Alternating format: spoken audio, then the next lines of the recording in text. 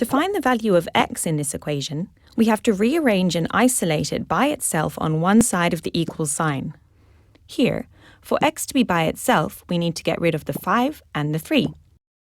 So we minus 3 from one side of the equal sign to remove it, and then we repeat to the other side, so the equation can remain in balance and true.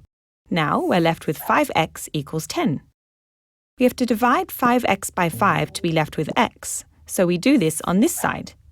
On the other side, we divide 10 by 5 to leave 2. Our solution is x equals 2. To represent the solution on a number line, we plot a solid dot on 2, and this shows there is only one value for the solution to the equation 5x plus 3 equals 13. We say it has a unique solution.